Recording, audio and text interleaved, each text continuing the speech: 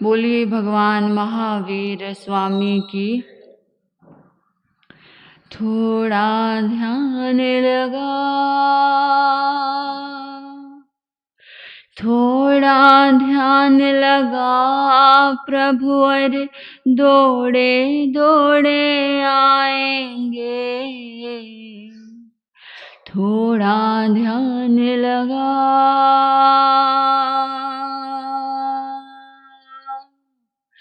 थोड़ा ध्यान लगा, प्रभु और दौड़े दौड़े आएंगे। तुझ राह वो दिखाएंगे। थोड़ा ध्यान लगा,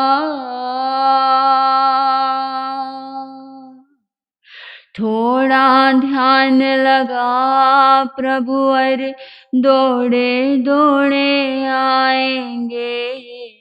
तुझ राह वो दिखाएंगे। आँखियाँ मन की खोल, आँखियाँ मन की खोल, वो दर्श वो कराएंगे।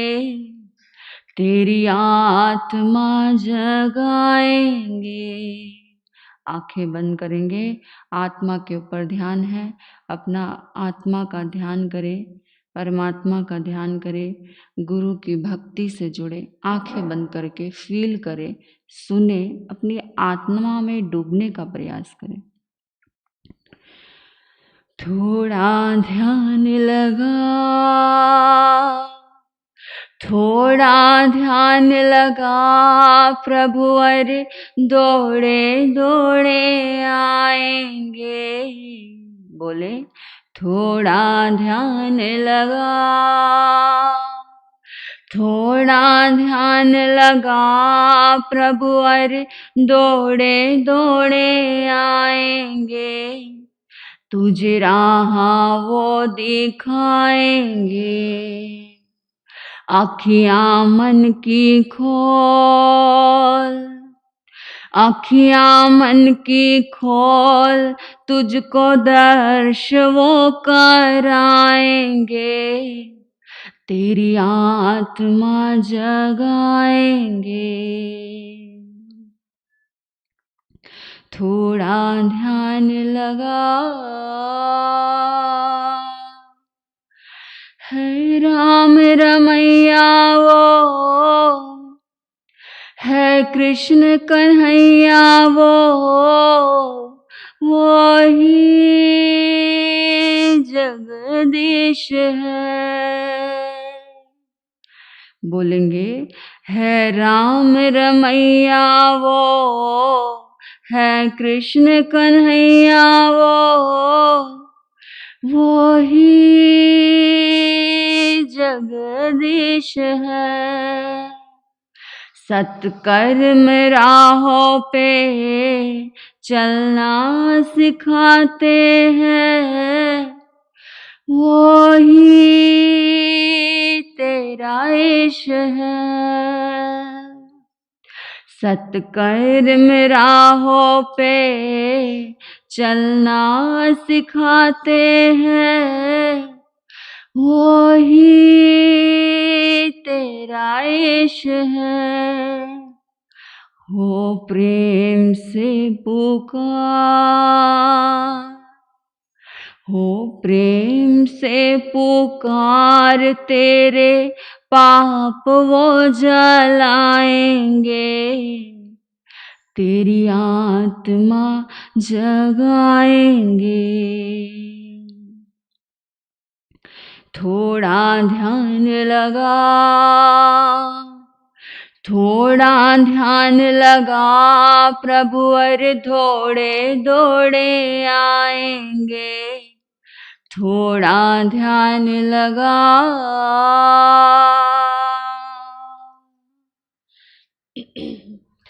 कृपा की छाया में बैठाएंगे तुझको, जहाँ तुम जाओगे। कृपा की छाया में बिठाएंगे तुझको, जहाँ तुम जाओगे।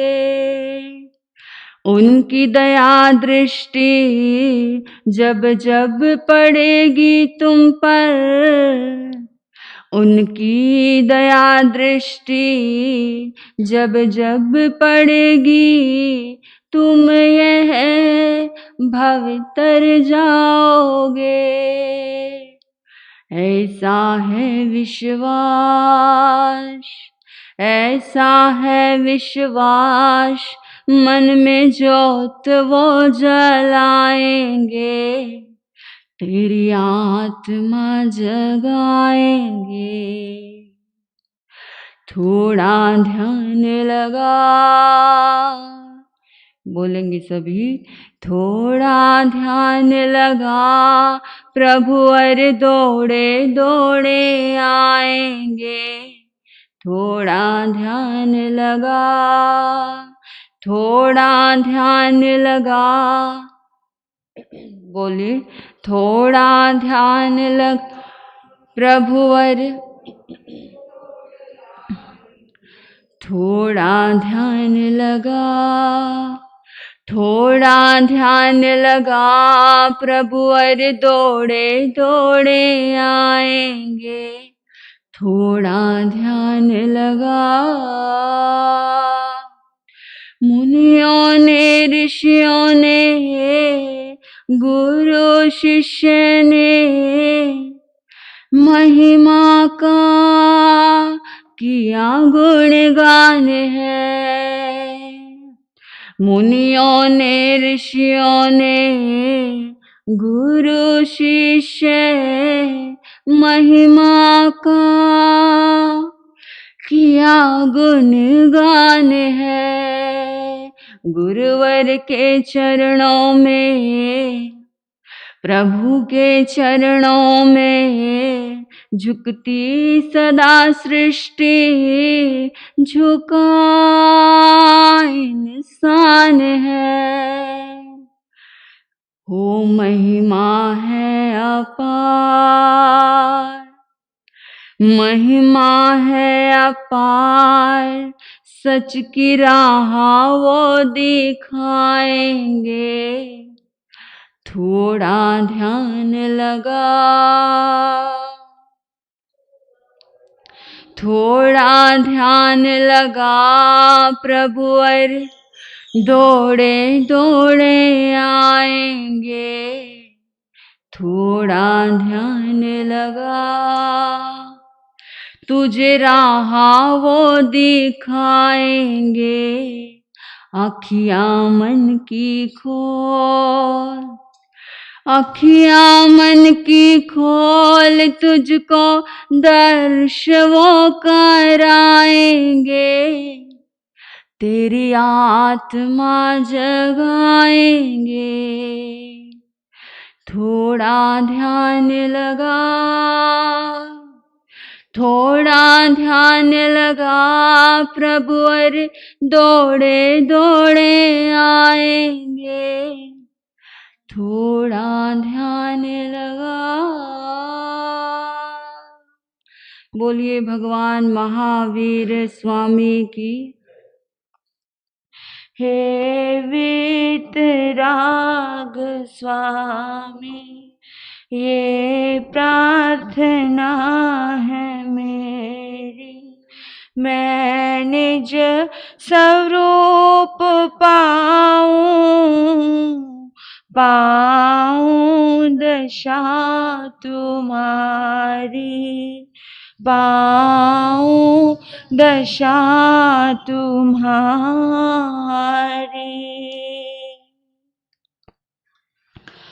सर्वप्रथम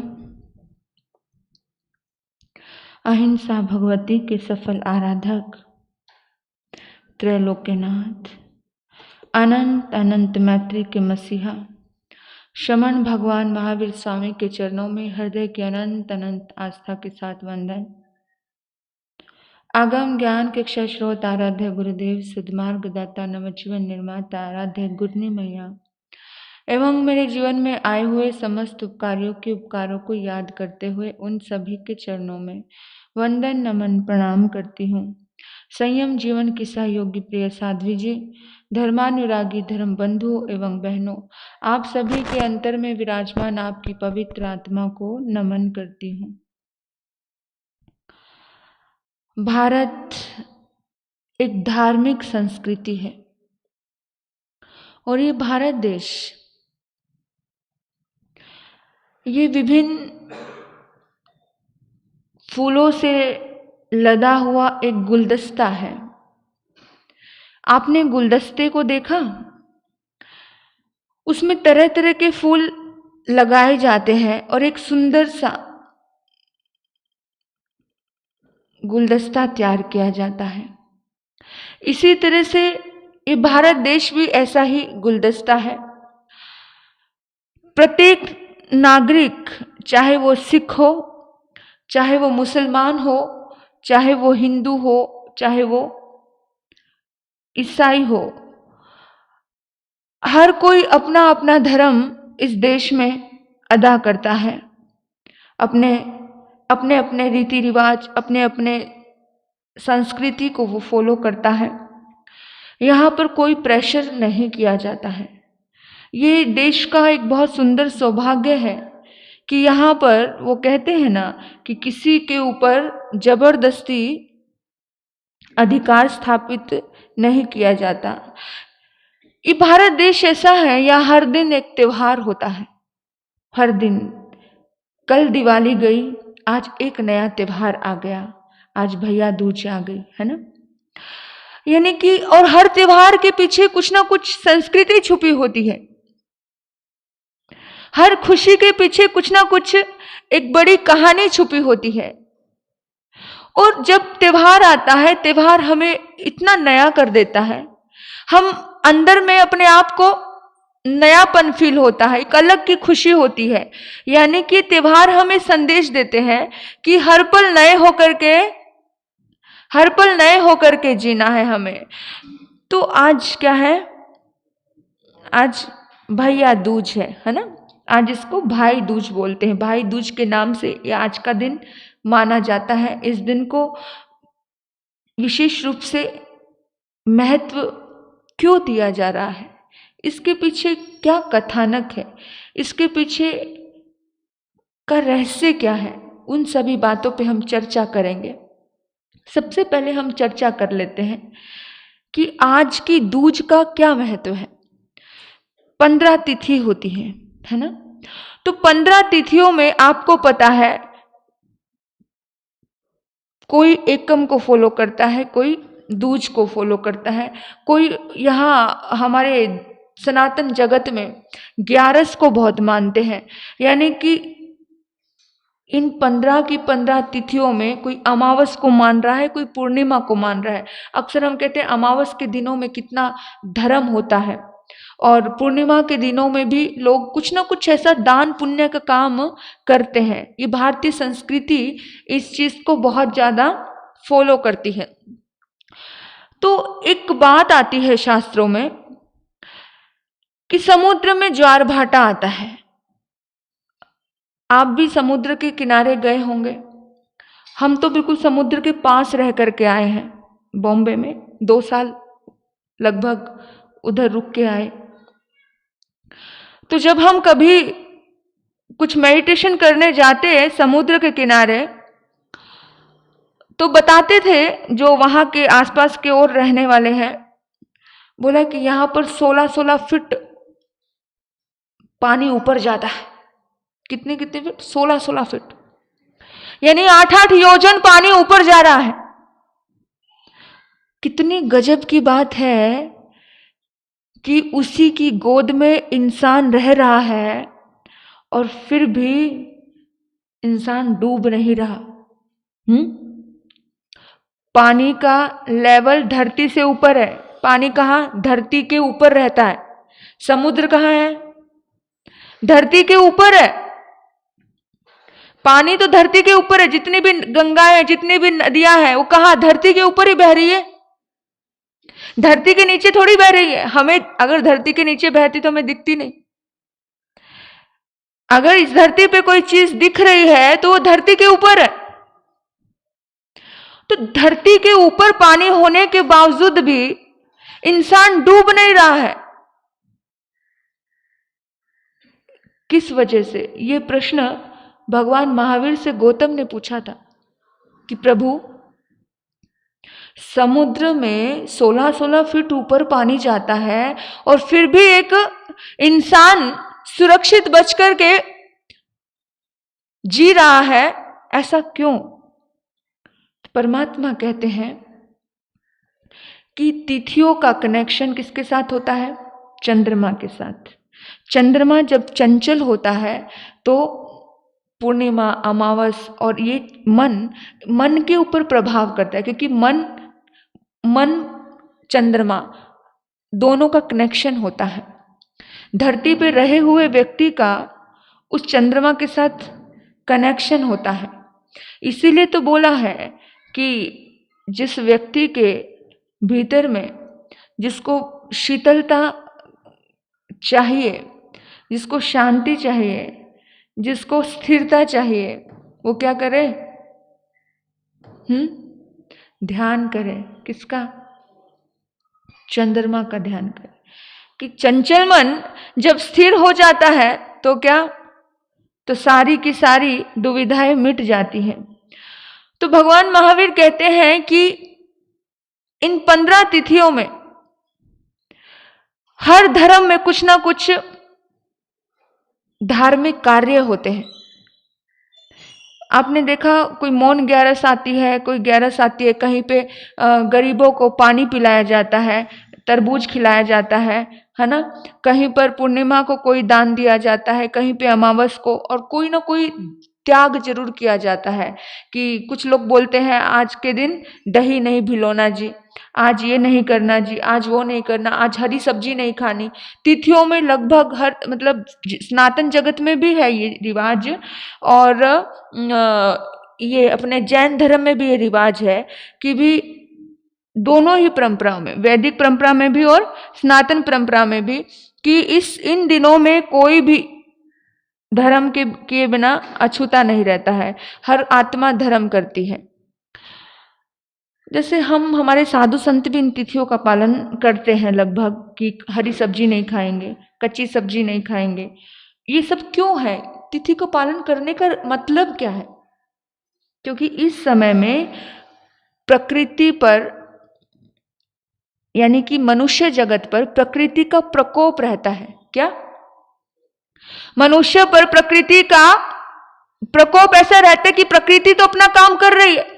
अब पानी को ऊपर चंद्रमा चंचल होता है तो उसका असर पानी पे होता है, और पानी उठेगा ऊपर क्योंकि वो खींच रहा है अपनी तरफ, और वो खींच रहा है तो उसका जब सामने देखो, सामने वाला व्यक्ति अगर कहीं ना कहीं हिला है, हिलता, जैसे आप एक इंसान भी हिल रहा है, सपोज करो आपको किसी ने गाली दी, आपको किसी ने बुरा भला कहा, ठीक है, तो उस वक्त सामने वाला हिला है तभी कहा ना उसने, क्योंकि उसको डिस्टर्ब किया गया है। और अगर सामने वाली कोई चीज हिल रही है तो सामने वाले हिलने वाली चीज पर आपका असर होगा, आपके ऊपर असर होगा कि नहीं होगा? अगर आपके साथ आपके बराबर में बैठ करके कोई आपको अपशब्द बोलता रहे, बुरा भला बोलता रहे, बेशक कैसे भी बोले वो, लेकिन आपके ऊपर वो वाइब्रेशन आएगी कि नहीं आएगी? आएगी ना। तो इसी तरह से वो वाइब्रेशन हिला देती है। आप देखो समुद्र में वाइब्रेशन हुई, समुद्र में ज्वार भाटा आया, तो वो इतनी वाइब्रेशन है, क्या आसपास के पास वो वाइब्रेशन नहीं जाएगी? लेकिन जो ज्ञानी लोग हैं, जो समझदार लोग हैं, उनके धर्म की वजह से ये धरती टिकी हुई है। क्योंकि इस दुनिया में जितना पाप होता है उससे कई गुना धर्म भी होता है। अच्छाई है तो बुराई है, बुराई है तो अच्छाई भी है ना। तो एक वृक्ष होता है, वृक्ष एक ही होता है, लेकिन उसकी छाया में बैठने वाले कितने लोग होते हैं? उसकी छाया में बहुत से लोग बैठ जाते हैं। तो बस ऐसे ही एक किसी पुण्य की वजह से, एक किसी धर्मात्मा की वजह से एक पूरा परिवार चल जाता है। एक पूरे परिवार को छत्र छाया मिल जाती है। यानी कि आज के दिन में जो त्याग है, उस त्याग के प्रभाव से क्या नहीं हो रहा है, ये ज्वार भाटा जो आ रही है समुद्र में, जो इतने बड़े बड़े भूकंप आते हैं, ये पृथ्वी जब हिलती है, इतने बड़े बड़े भूकंप आ रहे हैं, तब भी जम्मू द्वीप सुरक्षित है, कोई पूरी दुनिया खत्म नहीं हो जाती। तो इन तिथियों में जो जम्मू द्वीप के जो देवता है वो रक्षा करते हैं, हमें पता नहीं चलता है, ये अदृश्य रूप से काम हो रहा है। ये इतना 16-16 फीट ऊपर पानी जाना और समुद्र का अथाह समुद्र और सुरक्षित बचना, ये बहुत बड़ी बात है, हम दिमाग लगा के सोच नहीं पा रहे हैं। लेकिन ये देवता आकर के इतनी रक्षा करते हैं अपनी शक्ति के द्वारा कि वो समुद्र के पानी को बाहर जाने नहीं दिया जाता। तो दूज का बहुत महत्व है, दूज के चांद का बहुत महत्व है। आज के चांद में बहुत बहुत कुछ छुपा होगा। आज के दिन बहुत सारे लोग हैं जो चांद के दर्शन करते हैं, आज के दूज के चांद के। किसी के ऊपर ऐसे संभाव बोलते हैं, किसी के ऊपर कुछ कलंक लगा है, कुछ ऐसी बात लगी है, या किसी के ऊपर किसी का प्रकोप है, किसी का प्रभाव है, तो आज दूज के चांद की चांदनी में जाकर के उसको आराधना करनी चाहिए आज के दिन, क्योंकि उस दूज के चांद में बहुत गहराई है। और गहराई कैसे है मैं बताती हूँ आपको। जिस समय सीता रावण का ये संवाद हुआ, सीता को रावण उठा कर के ले गया, तो सीता अशोक वाटिका में बैठी है और श्री राम को याद कर रही है कि मेरे राम कैसे होंगे, क्या सोच रहे होंगे वो मेरे बारे में, क्या चल रहा होगा उनके मन में, उनको बहुत याद कर रही थी। तो अचानक रावण उसकी उस अशोक वाटिका में आ जाता है, और जैसे ही रावण को देखा तो सीता एकदम से सहम जाती है, और सहम इस कदर जाती है कि जैसे मतलब कोई राक्षस उसके सामने खड़ा हो। तो रावण ने कहा कि सीते, डरने जैसा कुछ भी नहीं है, तुम मेरे साथ ऐसा बिहेव क्यों करती हो? अरे मैं तुम्हें इतना प्यार करता हूं, मैं तुम्हारा इतना सम्मान करता हूं, फिर भी तुम मेरे साथ बड़ा गंदा बिहेव कर रही हो। जब देखो राम राम राम राम की रट लगाई हुई है, राम के पास कुछ भी नहीं है, अब राम खाली है। मेरे पास इतना वैभव है, इतनी दौलत है, इतना शान शौकत है, इतनी शोहरत है, तुम्हें फिर भी मेरे होने में क्या तकलीफ है? आज की नारी होती तो बहुत जल्दी डगमगा जाती, क्योंकि आज का प्यार बिकाऊ हो गया है। मैं उसे प्यार नहीं कहती। जो चीज बिकाऊ हो, जो चीज खरीदी जाए, वो प्यार होता ही नहीं, वो तो सौदा होता है। जो खरीदने से भी ना खरीदी जाए उसको क्या बोलते हैं? अनमोल बोलते हैं। अनमोल, उसका कोई मोल नहीं होता है, और प्यार का कभी कोई मोल होता ही नहीं है। इस बात का ध्यान रखना। अनमोल चीजें हमारी और तुम्हारी जिंदगी में मिली है हमें, लेकिन हमें उसका भान भी नहीं होता है। जब सीता को ये बात कह रहे थे रावण कि आखिर जब देखो राम राम राम, आखिर मेरे में और राम में अंतर क्या है? हालांकि मैं देखता हूं कि राम से कई गुना ऊंचाई मेरे भीतर में है, राम से कई गुना ऊंचाई मेरे जीवन में है। यानी कि इंसान, एक नॉर्मल साधारण औरत, मैं बहुत सारी लड़कियों से मिलती हूं और जिनको शादी भी करनी रहती है तो उसके ऊपर भी वो डिस्कशन करते हैं।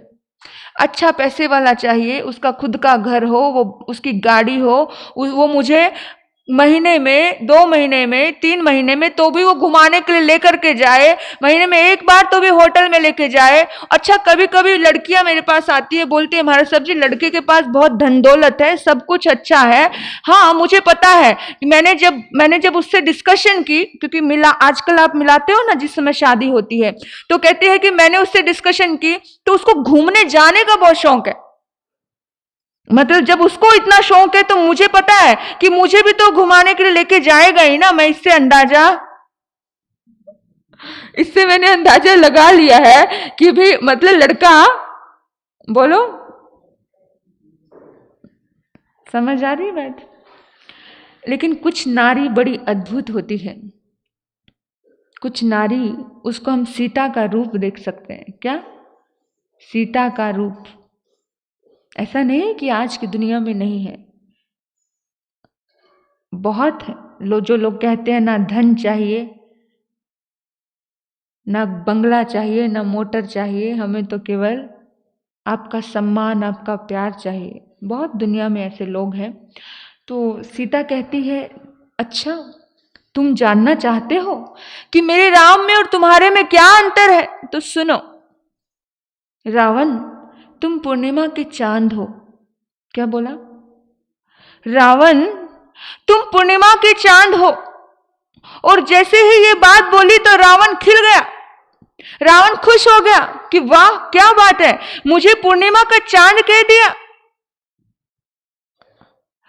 तो एकदम से अधूरी बात सुन के बोला, फिर तुझे मेरी बनने में क्या प्रॉब्लम है? मैं तुझे सब कुछ, मैं तुझे राजरानी बना करके रखूंगा। बन जा तू मेरी रानी, तेनु ताज दिला दूंगा।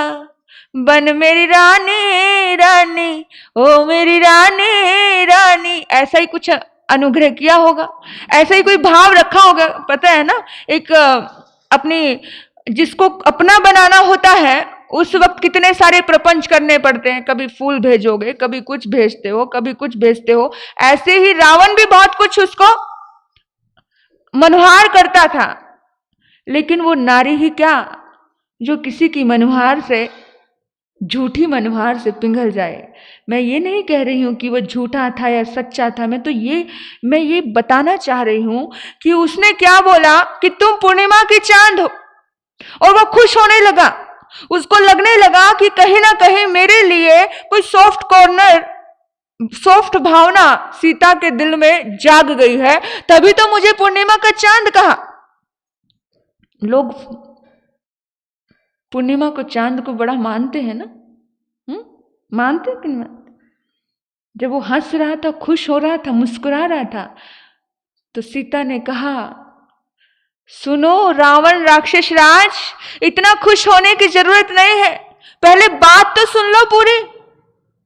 अज्ञानी लोग ऐसे ही होते हैं, वो आधी अधूरी बात सुनते हैं और बात उसमें ही अपना आंसर निकाल लेते हैं। संपूर्ण चीजों को अपने दिमाग पर समझ कर नहीं लेते हैं, और इसीलिए जहां समझ नहीं होती है वहीं पर विवाद शुरू होता है, और वहीं पे जब मिसअंडरस्टैंडिंग हो जाती है वहीं पर सारा खेल किस में बदल जाता है? संघर्ष में बदल जाता है। उन्होंने कहा कि ज्यादा खुश होने की जरूरत नहीं है। सुनो, तुम पूर्णिमा के चांद हो, मेरे राम दूज का चांद है। बोला दूज का चांद? वो तो इतना सा होता है, उसका क्या है? अरे तूने मुझे इतना बड़ा ओहदा दिया है तो मैं खुश नहीं हूं। बोला सुनो तो सही, पूर्णिमा का चांद हरास की ओर होता है। माना मैं नहीं नकारती हूं कि तुम्हारे पास शानो शौकत नहीं है, मैं नकार नहीं रही हूं तुम्हारी विद्वता को, तुम्हारी साधना को, तुम्हारी महादेव के प्रति भक्ति है उसको नहीं नकार रही हूं मैं, मुझे पता है। लेकिन फिर भी मैं आपको कहना चाहती हूं कि आज तुम जहां खड़े हो रावण, वहां पर तुम्हारा केवल पतन है। क्यों? क्योंकि जो तुम्हारा पूर्णिमा का चांद होता है वो हमेशा प्रतिपल पतन की ओर बढ़ता है। पतन समझ रहे हो? हमेशा घटता घटता घटता घटता घटता अमावस की कालिमा में बदल जाता है। समझ आ रही? अमावस की कालिमा में बदल जाता है और दूज के चांद का बहुत सुंदर भविष्य होता है। दूज का चांद देखने में बड़ा छोटा लगता है। तुम कहते हो कि राम में क्या ताकत, राम में कुछ नहीं है, लेकिन राम का भविष्य बहुत उज्जवल है। राम की जो रास्ते हैं वो बहुत सीधे हैं, और अक्सर सीधे रास्ते पर चलने वाले लोगों को दुनिया समझ नहीं पाती। एक युग बीत जाने के बाद किसी महापुरुष की पूजा होती है जो सीधे रूप से बोल देते हैं, उस वक्त इंसान को शायद समझ नहीं आता है, तो वैसे कैसे बोल देते हैं, ऐसे कैसे कह देते हैं। लेकिन इस बात की हकीकत है, राम बहुत सीधे रास्ते पर है। वो दूज का चांद है, वो प्रतिपल बढ़ता रहेगा, बढ़ता रहेगा, बढ़ता रहेगा। और तुम देख लो, वो पूर्ण प्रकाश में बदल जाएगा, वो अंधियारे में नहीं बदलेगा। वो किस में बदल जाएगा? पूर्ण प्रकाश में बदल जाएगा, पूर्णमासी के चांद बन जाएगा। तुम जहां खड़े हो वहां से नीचे आ जाओगे। मर्यादा के कारण वो पूरी दुनिया में हमेशा नाम अमर करेगा। मुझे पता है, मैं उसकी जीवन संगनी हूं, मैं उसकी जीवन साथी हूं, और तू अमर्यादा के कारण तूने मर्यादा को भंग किया है। किसी का गुस्सा किसी पे उतारना ये कोई तो समझदारी नहीं थी। तूने गुस्सा किसी का था और तूने उतारा मुझ पर। याद रखना, आज 1 लाख पुत्र, 1.25 लाख नाती, लाख मुंह खुल रहा है। रावण को थे कितने पुत्र थे? 1 लाख। 1 लाख पुत्र यानी पुत्र, 1 लाख पुत्र, 1.25 लाख नाती, पुत्र के बच्चे 1.25 लाख थे। ता घर रावण दिया ना बाती। किसी का नाम जिंदा ऐसे ही नहीं रहता है, नाम के लिए काम करना पड़ता है। बिना काम के नाम होता नहीं है, और जैसा काम करोगे वैसा रिजल्ट आएगा। काम भी सुंदर करने पड़ते हैं, अच्छे करने पड़ते हैं। तो रावण के घर में आज दिया और बाती नहीं है, नहीं तो रावण ने अपने जीवन में, देखो याद रखना, अंत मति सो गति, इस बात का विशेष याद रखना। तो दूज के चांद को नमन किया जाता है। आज जाना ऊपर अपनी अपनी छत पर नमन करना, क्योंकि हमारे जैन दर्शन में माना जाता है कि चांद एक विमान है, और हर दिन वो विमान, उस विमान में कोई ना कोई देवी देवता रहते हैं। और आज के दिन सम्यक दृष्टि देवता उस विमान में आते हैं जो धर्म को मानते हैं। बाकी कुछ देवी देवता तो भोग वासना में लगे रहते हैं, क्योंकि उनको सिर्फ सुख में जो लगा हुआ जीव होता है उसे धर्म याद ही नहीं आता। बहुत पुण्यवान व्यक्ति होगा जो सुख में है, जो सुविधा में है, लेकिन तो भी वो धर्म में जुड़ा हुआ है। बहुत पुण्यवान होते हैं वो लोग कि उनके पास 2 वक्त की रोटी है, सब खा पी के भी वो सत्संग में आकर के बैठे। समझना, आप लोग पुण्यवान हो।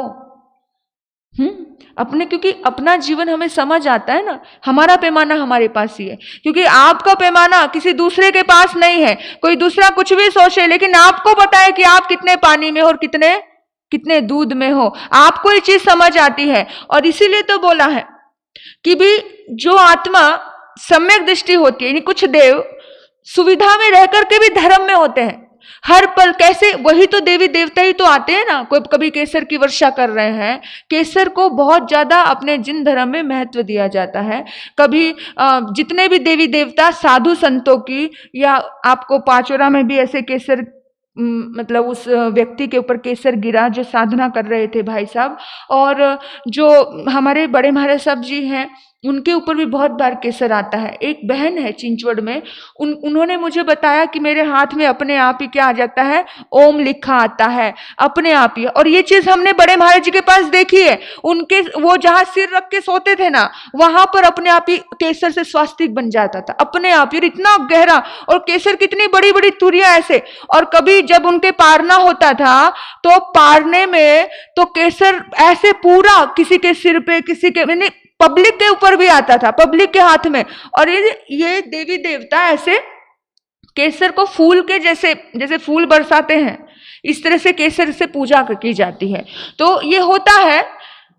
तो उस समय ये सम्यक दृष्टि देवी देवता ही इस धरती में जो धर्म कर रहे हैं लोग, उनके काम आते हैं, क्योंकि उनके लिए बहुत बड़ी बात है कि कोई धर्म कर रहा है। तो सम्यक दृष्टि देवता हमेशा महाविद्य क्षेत्र में उनका चक्कर लगता रहता है, वो जाते हैं। और महाविद्य क्षेत्र में सिमंदर भगवान होते हैं। सिमंदर भगवान आज भी, जैसे इस हमारे इस भरत क्षेत्र में आज कोई तीर्थंकर नहीं है, आज कोई सिमंदर भगवान नहीं, आज कोई भगवान यानी ज्ञानी नहीं है। आज जो भी है वो सब छद्मस्त हैं, ठीक है। तो छद्मस्त अपनी बात रख रहे हैं कि परमात्मा की बात रखते हैं कि भगवान ने ऐसा कहा, भगवान ने वैसा कहा। लेकिन महाविद्य क्षेत्र में ज्ञानी है, केवली है और हमेशा रहते हैं, वो क्षेत्र ही ऐसा है। तो वहां पर ये वंदन करने के लिए जाता है। आज के दूज का चांद है, आपने देखा दूज का चांद पूरी रात नहीं रहता, तो वो वंदन करने के लिए कहां जा रहा है? महाविद्य क्षेत्र में जाता है। तो जो भी कोई आत्मा हर दिन, मैं तो कहती हूँ ये बहुत बहुत गहरी बात है, दूज के चांद को जाकर के अगर आपको वंदना करती है, गीत गाते हैं कि चंदा महाविद्य में जाना, सिमंदर स्वामी को वंदना करना, मेरी तरफ से आप उनको मेरी वंदना पहुंचा देना। आप जाते हो ना, जैसे कोई गया, अब यहाँ से कोई जाते हैं, ओके, मैं फला महाराज के दर्शन करने जा रहा हूँ, तो मैं यहाँ से क्या समाचार देती हूँ कि भी आप जिस भी महाराज के पास जा रहे हो मेरी तरफ से वंदना देना और सुख साता पूछना है। इसी तरह से अपना कनेक्शन जोड़ करके आप अगर अपना संदेश देते हो उनको, तो वो आपका नाम लेकर के कि भरत क्षेत्र में अमुक अमुक हमारे लुंकड़ भाई ने आपको क्या वंदना भेजी है, वो नाम लेकर के बोलते हैं। तो हमारी वंदना अगर किसी केवली को पहुंच जाए तो कितनी अद्भुत बात है ना। तो आज के दिन का बहुत, और ऐसे बहुत सारे गीत बने हैं इसके ऊपर, बहुत बहुत। वो कहते हैं पंख होते तो उड़ जाऊं मैं श्री मंदिर भगवान, कहते हैं ना महाविद्य में जाकर तेरा दर्शन पाऊं मैं। तो ये चीज बहुत है, हमें कभी यानी कि है वो इसी धरती पे, लेकिन इस शरीर से हम वहां पर जा नहीं सकते क्योंकि इतनी ताकत नहीं है। और दूज के चंद्रमा की एक और विशेष बात यह है कि पहली बात तो वहां सम्यक दृष्टि आती है, दूसरी बात भगवान शिव को आपने उनकी तस्वीरों को देखा होगा बहुत बार। भगवान शिव के सिर के पास में एक चंद्र की आकृति रहती है। वो चंद्र की आकृति किसकी रहती है?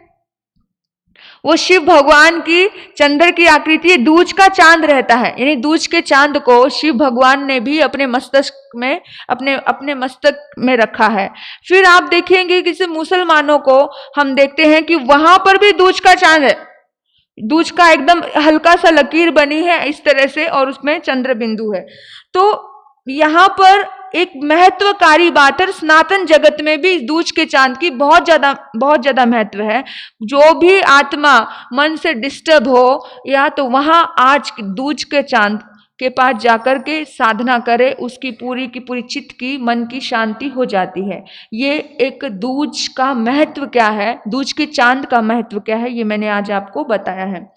और आज की परंपरा भारतीय संस्कृति के हिसाब से और भी आती है कि ये भैया दूज कैसे प्रारंभ हुई।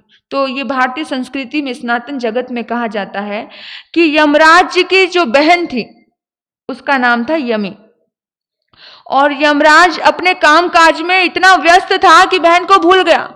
अक्सर बहन की शादी के बाद भाई भूल ही जाता है, बहुत कम भाई होते हैं जो याद रखते हैं, क्योंकि वो हम दो और हमारे दो में ही व्यस्त हो जाता है।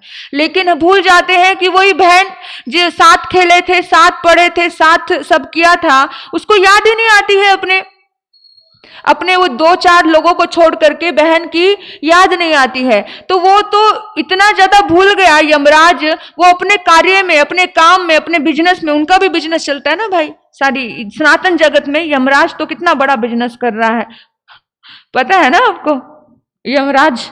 हाँ, तो इतना ज्यादा मतलब हो गया कि बहन से बिछड़े हुए कई साल हो गए, कई साल। और एक दिन की बात है कि वो अपनी बहन के घर चला गया। और जब बहन के घर गया तो बहन बहुत खुश हुई, इतनी खुश हुई, बहन ने उसकी आरती उतारी, तिलक लगाया, और तिलक लगा करके उसने पूछा, बहन बहुत दिनों से तुझे कुछ भी नहीं दिया है, बोल बोल मैं तुझे क्या दूं, क्या चाहिए तुझे। मतलब देखो, अब भाई को दाता के रूप में स्वीकार किया, भाई देने का काम करता है। तो बोला कि तुझे क्या चाहिए, तो बोला भाई मुझे तो, वो कहते ना, कोई तोल नहीं है इसका, अनमोल है ये रिश्ता। कभी भाई आपसे पूछ ले बहनों कि बहन तुझे क्या चाहिए, साड़ी में मत अटक जाना। हाँ सच्ची बता रही हूँ, अटक जाते हैं बड़ी छोटी छोटी चीजों में, जो मॉल से जो चंद पैसों से मिल जाती है। मुझे कंगन दिला दे, मुझे ये दिला दे, मुझे वो दिला दे, वो तो वैसे भी वो देता ही है, ऐसा नहीं है। लेकिन आपको इस बात का ध्यान रखना, कोई मोल नहीं है इसका, अनमोल है ये रिश्ता। मेरे दिल में प्रेम अनोखा, दिल बार बार ये कहता, ये बंधन तो प्यार का बंधन है, जन्मों का संगम है। ये बंधन तो प्यार का बंधन है, जन्मों का संगम है। कि कोई तोल नहीं है इसका। तू कहता है कि क्या चाहिए, तो सुन, मुझे कुछ नहीं चाहिए, मुझे बस इस दिन तू मुझे मेरे पास चाहिए। क्या बोला कि मुझे सिर्फ तू ही चाहिए, मुझे तू चाहिए, तेरा प्यार चाहिए, मुझे तू चाहिए, तेरा प्यार चाहिए। एक बार नहीं भैया 100 बार चाहिए। एक बार से काम नहीं चलेगा। तू एक बार आ गया है और तू सोचे कि फिर नहीं आऊं, आज के दिन तुझे मेरे घर में आना है। रक्षाबंधन को बहन जाती है, लेकिन भैया दूज को भाई आता है। तो भाई का इतना ज्यादा महत्व होता है कि जब भाई, आज के दिन भाई दूज के दिन भाई, इसलिए आज इसका नाम क्या रखा है, भाई दूज रखा है। कि दूज की तो महत्व मैंने आपको बता दिया कि दूज का कितना महत्व, और इसके साथ में सोने का सुहागा हो गया कि इसको नाम भाई दूज दिया, क्योंकि आज के दिन भाई बहन को याद करता है। रक्षाबंधन के दिन कौन याद करते हैं, बहन याद करती। आज के दिन भाई बहन को याद करता है। तो एक बहुत बड़ा, एक सुंदर ये इतिहास सनातन जगत में है। और एक हमारे जैन जगत का भी एक सुंदर इतिहास है। उस इतिहास के पीछे आप सभी को पता है कि भगवान महावीर इस धराधाम से, इस दुनिया से पधार गए हैं, और इस दुनिया से पधार जाने के बाद नंदीवर्धन बहुत बेचैन है। ये रिश्ता ऐसा ही है। नंदीवर्धन इतना दुखी है। देखो, आपको नंदीवर्धन की इतिहास भी आप सोचिए कि नंदीवर्धन बड़ा भाई, और बड़े भाई को कितना मुश्किल गया होगा कि बड़ा होकर के पूछा हमेशा कौन जा रहा है, हमेशा छोटा, क्योंकि काबिलियत में ज्यादा वर्धमान थे, और जो काबिल होगा दुनिया उसे ही प्यार करती है। तो कहीं ना कहीं बचपन से ही उसको ये चीजें झेलनी पड़ी, बचपन से बहुत कुछ उसे सहना पड़ा। लेकिन फिर भी बड़ा भाई बहुत गम खाने वाला होता है, गम खाता है, गम खाओ कहते हैं ना, गम के घूंट पी लेता है। तो बड़े भाई ने कभी उसको अवॉइड नहीं किया। अंदर अंदर कहीं कुछ बुरा भी लगा होगा कि माँ भी वर्धमान को बहुत पूछ रही है, पिता भी वर्धमान को बहुत पूछ रहे, दुनिया वर्धमान को पूछ रही है, पर नंदीवर्धन को कहीं पर भी इतना मान सम्मान जो मिलना चाहिए था वो नहीं मिल रहा है। पर उसने एक साइड रख दिया था इस सारी बातों को। कुछ उसने ज्यादा, वो इतना हमेशा कश्मकश में रहता था, हमेशा अंदर अंदर उलझनों में रहता था। क्योंकि मैं आपको कहूं कि तीर्थंकरों के घर में भी, वो भी जब जब इंसान के जैसे ही चल रहा था ना सब कुछ, तीर्थंकरों के घर में भी कहीं ना कहीं ये चीजें चलती थी और वो फिर भी अपने आप को इधर एक साइड में रख लेता था। तो नंदीवर्धन के मन में वर्धमान के प्रति कुछ भाव ऐसा आता भी नहीं था, मन मन में सोच लेता था और अपने आप को संभाल लेता था, सोचता था, संभाल लेता था। एक दिन की बात है कि उनके माता पिता दुनिया से चले गए और आज जैसे ही माता पिता गए तो वर्धमान ने भी अपना पल्ला झाड़ लिया। दुनिया के रूप में तो यही कहेंगे ना, पल्ला झाड़ लिया। तो वर्धमान कहता है कि मुझे भी जाना है। अब नंदीवर्धन को बड़ा धक्का लगा, ये कैसा भाई, मतलब 1 मिनट में माता पिता के जाने से मेरे लिए तू ऐसे कैसे पल्ला झाड़ के चला जाएगा भाई? पूरा माँ बाप का पूरा मेरा रिस्पॉन्सिबिलिटी मेरे ऊपर आ जाएगी। मैं अकेला इतने बड़े राजकाज को मुझे अनुभव नहीं है, मैं कैसे संभालूंगा? ये बातें उस घर में हुई तो भाई ने भाई को बोला कि तुम मेरे लिए 2 साल नहीं रुक सकता? तो वर्धमान रुके, क्योंकि वर्धमान के मन में किसी के प्रति कुछ ऐसा भेदभाव था ही नहीं। वर्धमान ने रिश्ते बहुत अच्छे निभाए। माँ बाप ने कहा मन में, गर्भ में ही, उनके जब तक वो जीवित रहेंगे तब तक दीक्षा लूंगा नहीं। और फिर जब नंदीवर्धन ने भी उसको 2 साल रोक लिए, दोनों को देखो, हर व्यक्ति अपने अपने व्यू पॉइंट से सही था। ये नंदीवर्धन भी अपने व्यू पॉइंट से सही था और वर्धमान भी अपने अपने व्यू पॉइंट से सही था। हम किसी को भी गलत नहीं कह सकते। 2 और 2 4 होता है तो 3 और 1 भी 4 ही होता है। तो ये अपना अपना एंगल है। तो उस वक्त वो रुके और रुकने के बाद उन्होंने अपने, फिर भी वो रुकने के बाद वो ऐसे रहे जैसे वो रहे ही नहीं। तो उसको तब भी उसको बहुत बुरा लगा कि अरे यार, किसी काम में इन्वॉल्वमेंट नहीं लेता है, कोई रिस्पॉन्सिबिलिटी नहीं ले रहा है। आप समझ रहे हो? बड़े भाई को ये लग रहा है ये कोई रिस्पॉन्सिबिलिटी नहीं ले रहा है, क्योंकि बड़ा भाई उसको भाई समझ रहा है ना। लेकिन वर्धमान सोच रहा है कि मुझे दुनियादारी में अटकना नहीं। हर आत्मा अपने अपने व्यू पॉइंट से सही होती है, लेकिन सिर्फ विचार मतभेद होता है। इसलिए क्या होता है? इसलिए उसको विवाद का रूप बन जाता है, झगड़े का रूप बन जाता है। यहां पर गलत कोई भी नहीं था। हम वर्धमान को वर्धमान की दृष्टि से देखे तो वो, और नंदीवर्धन की दृष्टि से देखो तो नंदीवर्धन को ऐसा लग रहा था कि यार कमाल की बात है, ये बंदा इतना भी रिस्पॉन्सिबल नहीं है।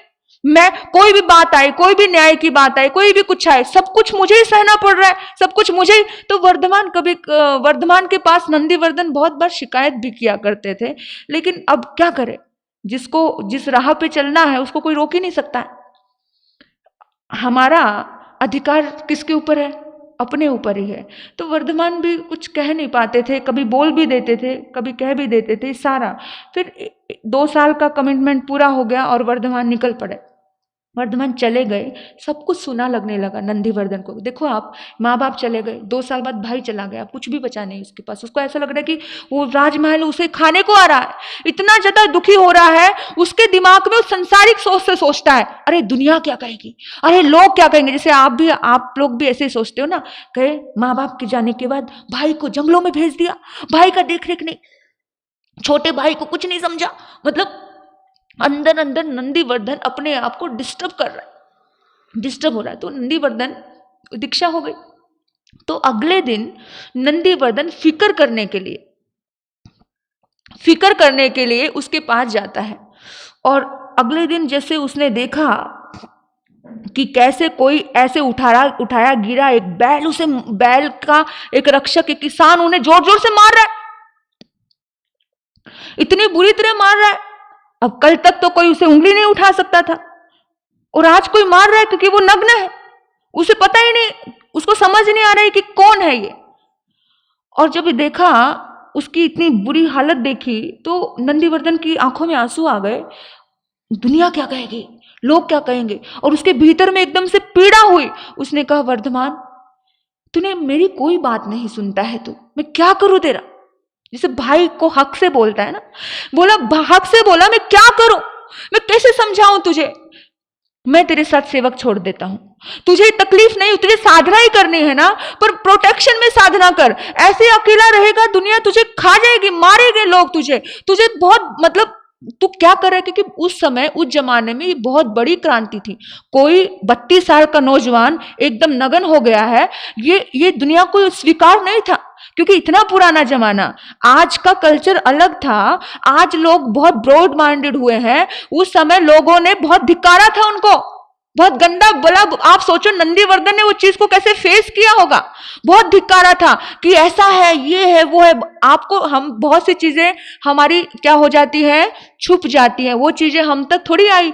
जैसे इतनी इतनी वार्तालाप, इतनी इतनी बातें, परेशान हो गया, परेशान हुआ। उसने कहा भाई मैं तुझसे बहुत प्यार करता हूं, वो बात अलग है कि तूने मेरे प्रेम को समझा नहीं है, लेकिन तू प्लीज मुझे रक्षण देने दे, और मैं तेरी व्यवस्था लगाता हूं, तुझे जहां जहां भी जाना है, मेरे अंग रक्षक, मेरे सेवक, और मेरे राजमहलों की प्रोटेक्शन में तू रहेगा, तू जहां भी जाएगा। और पता है उस वक्त वर्धमान ने रिश्ते से हटकर बात की, रिश्ते की बात नहीं की, रिश्ते से हटकर बात की, क्योंकि उसको जो रिश्ता, वैसे वर्धमान ने कभी किसी का दिल दुखाया नहीं था, और दिल दुखाने के हिसाब से भी उन्होंने बात नहीं की थी, लेकिन रिश्ते से हटकर बात की।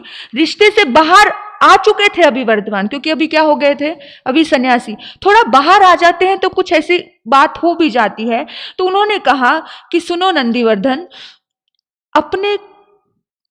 अपने कदमों पर चलकर ही कोई मंजिल पा सकता है, मुझे मंजिल को पाना है। हाँ, दूसरे के कदमों पर चलकर तो जाने वाला व्यक्ति शमशान में जाता है, तुझे मुझे शमशान में पहुंचाना है। क्या बोला?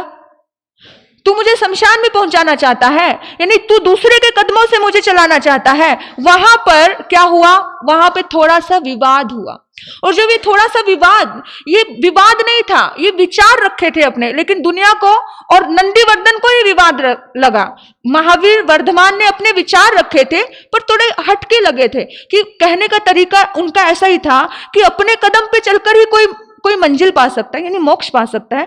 तू दूसरे के कदम पे चल करके मुझे शमशान पहुंचाना चाहता है। ये शब्द नंदीवर्धन को चुभ गए, और नंदीवर्धन ने संकल्प कर लिया, आज के बाद तेरी शक्ल नहीं देखूंगा। नंदीवर्धन चला गया दुखी होकर के। अरे तेरे लिए अच्छा सोच रहा हूं मैं, तेरे लिए सोच रहा हूं, तू मुझे ऐसा बोलता है कि तुझे मैं शमशान पहुंचाना चाहता हूं। मतलब एक छोटा सा शब्द, कैसे भाई भाई में तनाव आ गया। महावीर की तरफ से कोई तनाव नहीं था, पर उन्होंने अपनी बात रख दी, सहज रूप में रख दी। जैसे गौशालक के लिए भी वो बात रखते थे। गौशालक ने कहा कि भाई तू आज से 7 दिन में चला जाएगा, तो महावीर ने रिप्लाई किया उनको कि मैं नहीं जाऊंगा, तू जाएगा, मैं तो भी 6 महीने और जिंदा रहूंगा, तू 7 दिन में चला जाएगा। और सहज रूप में बोला था इसमें। पर जब कोई ऐसी चीज थी तो महावीर भी कभी कभी अपनी बात रख देते थे, तो उन्होंने बात रख दी। लेकिन नंदीवर्धन उसके बाद उनके दर्शन करने गया नहीं। आप देखिए कि नंदीवर्धन ने वर्धमान का सारा ध्यान रखा। ध्यान कैसे रखा? क्योंकि उन्होंने कहा मेरे बीच में टांग मत अड़ा, मेरी मंजिल में बाधा मत बन। तो उसको ऐसा लगा कि यार मेरा रिश्ता, मेरा प्रेम, मेरा भाई को मैं बाधा पहुंचा रहा हूं, तो मैं क्यों जाऊं बीच में। लेकिन उसको बड़ा दुख होता था कि वर्धमान को चोर कहा गया, और चोर कहके पकड़ लिया। अब देखो, एक राजकुमार को कोई चोर कहके पकड़ ले, उसके पास वो सारी खबर लेता था वो, कि कहां कहां मेरे भाई को क्या क्या तकलीफ हुई, लेकिन वो कुछ करता नहीं था, क्योंकि कर भी नहीं सकता था, क्योंकि मना किया था ना कि तुझे बीच में आना नहीं है। उसने देखा कि वर्धमान फांसी के तख्ते पर पहुंच गए, उसको फांसी भी होने वाली, तो भी ये समझ के वो अंदर अंदर पीड़ा होती, उसे दुख होता कि मैं बड़ा होकर के मैं कुछ नहीं कर पा रहा हूं, क्योंकि वो बड़े थे ना, और मैं अपने भाई को कंट्रोल ही नहीं कर पा रहा हूं। जब भी इंसान कंट्रोल करना चाहता है तो तनाव आता है। मैं भाई के लिए कुछ नहीं कर पा रहा हूं, इनसे बहुत ज्यादा। उसने देखा कि संगम देव की वजह से महावीर को, उनको समाचार मिलता था कि 6 महीने से महावीर ने कुछ खाया नहीं है। आप देखो, एक राजा का बेटा और कुछ खाए नहीं, तो उस भाई को बड़ी पीड़ा होती कि कैसा है मेरा रिश्ता। उस रिश्ते को लेकर बहुत उसके प्रश्न चिन्ह होते कि ये मेरी सुनता नहीं। लेकिन अब महावीर अपनी एक अलग यात्रा पे निकले थे, लेकिन भाई को लग रहा था ये मेरी सुनता नहीं। आप सोचो कि नंदीवर्धन को यह भी पता चला कि केवल ज्ञान हुआ, लेकिन नंदीवर्धन तब भी उनके दर्शन करने नहीं गया। आप सोचो, तब भी नहीं गया, केवल ज्ञान हुआ। फिर उसे पता चला कि पूरी देवता उनकी पूजा करने लगे। यह भी पता चला कि पूरा स्वर्ग लोग उसके पास आता है, पूरी दुनिया, पूरा मतलब वो इतना महान हो गया है, तो भी नंदीवर्धन दर्शन करने, ये रिश्ता है। तो भी दर्शन करने नहीं गया। क्यों जाऊं? तूने दुख में साथ नहीं, मुझे दुख में साथ देने नहीं दिया। दुख में मैं खड़ा था तेरे पास आकर, तूने मुझे नकार दिया, मैं क्यों जाऊं तेरे पास? दुनिया उसको तो भाई लग रहा था, वो दुनिया उसे भगवान समझ रही हो, लेकिन नंदीवर्धन तो भाई समझ रहा था। मैं क्यों जाऊं, मैं किस लिए जाऊं? और उसके भीतर में आप देखो कि जब क्षत्रिय कुंड ग्राम में जब बेटी और जमाई वहीं पर ही शादी थी, तो प्रियदर्शना और जमाई को भी, जमाली को नहीं दीक्षा ली। दीक्षा किस, उनकी खुद की बहन ने उनके पास दीक्षा ली, उसके जमाई ने दीक्षा ली। दीक्षा ऐसे थोड़ी ले ली, प्रतिबोध तो दिया होगा, यानी उसके पास गए होंगे, गए ना। तब भी वो वहां पर पहुंचा नहीं। आज जो रिश्तों में घटित हो रहा है, ये तीर्थंकरों के जीवन में भी घटित होता था। रिश्ते पता नहीं, कुछ ना कुछ तो वजह होती है, कुछ ना कुछ कर्म होता है, नहीं पहुंचा। तो जब एक समाचार उद्घाटित हुआ कि अनुत्तर देशना है, एक समाचार फैला कि महावीर का अंतिम देशना है, ये समाचार इतना फैला था, वहां पर 18 राजा वहां थे, पूरी दुनिया यानी पूरा विश्व वहां पर था, लेकिन एक नंदीवर्धन वहां नहीं था।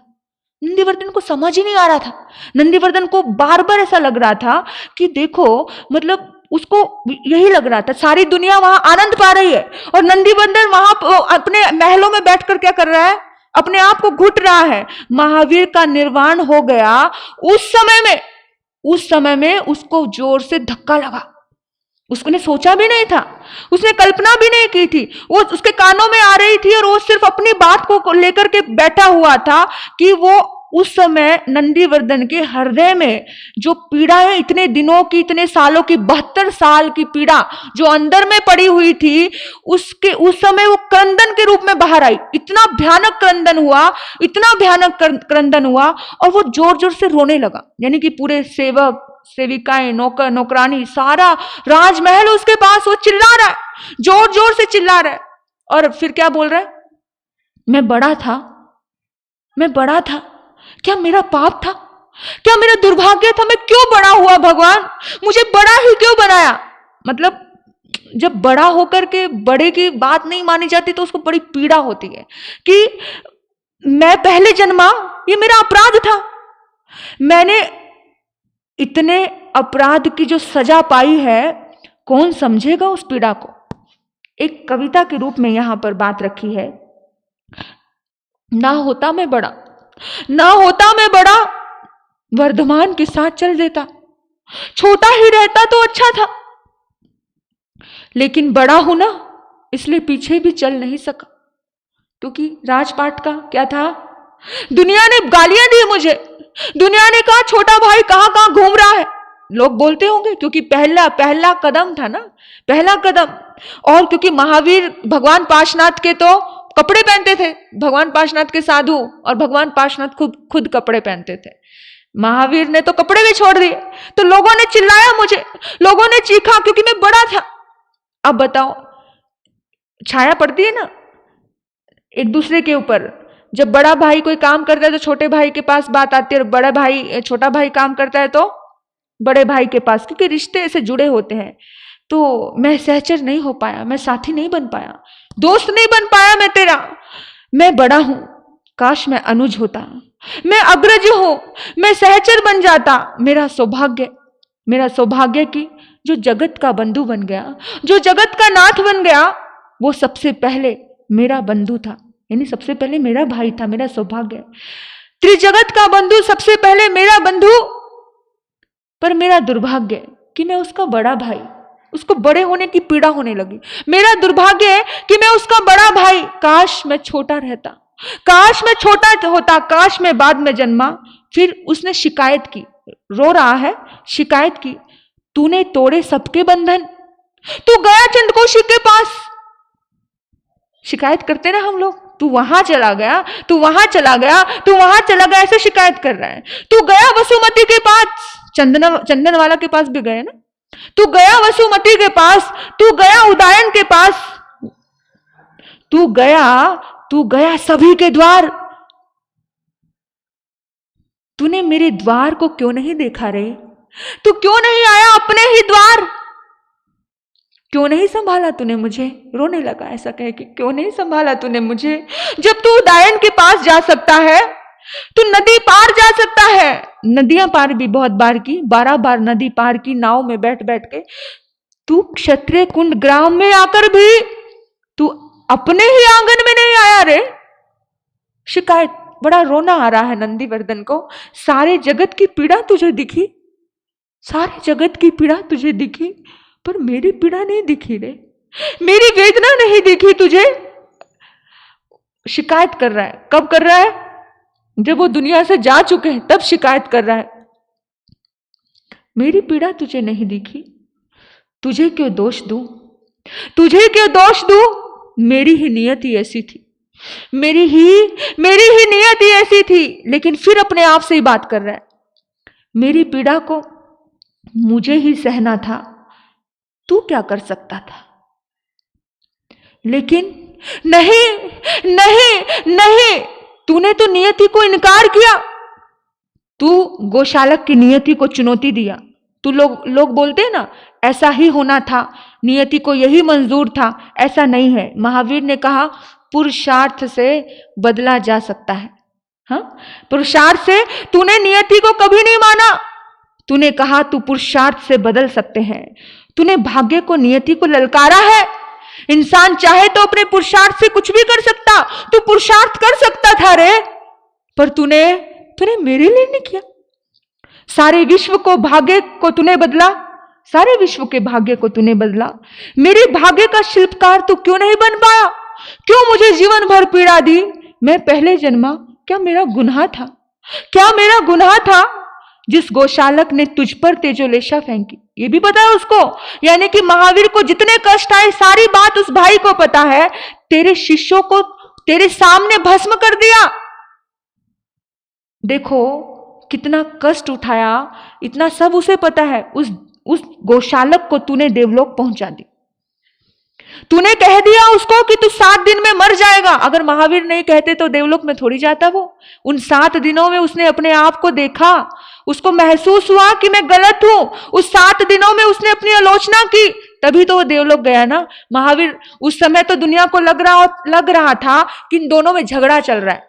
अब देखो, एक संत, गौशालक भी उस समय बहुत बड़ा संत था, दुनिया उसको भी तीर्थंकर स्वरूप मानने लग गई थी, क्योंकि वो कहता था कि मैं तीर्थंकर हूं। ठीक है, तो क्योंकि तीर्थंकर के जैसे ही उठना बैठना चलना इस तरह से हो गया था। उन्हीं का शिष्य है, उन्हीं के सामने आकर के उनके ऊपर भरी सभा में तेजोलेशा फेंक रहा है। कितना बड़ा झगड़ा, हमें ये झगड़ा हो रहा था उनके बीच में भयानक, कि वो आग, अपने मुंह से आग निकाल करके फेंक रहा है। महावीर के चारों तरफ आग लग रही है और वहां बैठे हुए महावीर ने कहा कि कोई बोले नहीं। और 2 मुनि बाहर से आए और 2 मुनियों ने आकर के उनसे झगड़ा किया। किससे? गौशालक से, कि अरे तूने जिससे सीखा, गौशाला तेजोलेशा किससे सीखी? महावीर से। तूने जिससे सीखा तू उसी के ऊपर आक्रमण कर रहा है। धिक्कार तेरी आत्मा को। ऐसे लड़ाई चल रही थी पूरी सभा के बीच में, तो भी इतना लड़ा वो तेरे से, जिंदगी भर लड़ा वो तेरे से। तूने उसको भी मार्गदर्शन दे दिया कि तू 7 दिन में चला जाएगा, पर मेरे किस अपराध की सजा तूने दी रे? मुझे कौन से अपराध की सजा? शायद तू नहीं चाहता था कि मैं तेरे पास आऊं, क्योंकि तू चाहता, ऐसा हो नहीं सकता था। तू नहीं चाहता था मैं तेरे पास आऊं। जब तू इंद्रभूति किसान के पास, इंद्रभूति को किसान के पास भेजा ना, जब जहां जहां महावीर नहीं पहुंचे ना, महावीर ने वहां किसको भेजा? इंद्रभूति गौतम को भेजा कि जाओ वहां। मतलब महावीर को हर किसी का ध्यान था, हर किसी का, जाओ वहां। ना जाने वो तेरे किस जन्म का क्या था। मैं तो तेरे इस जन्म का था, मैं तो तेरे इस जन्म का था, पर तू इस जन्म के भाई को भूल गया।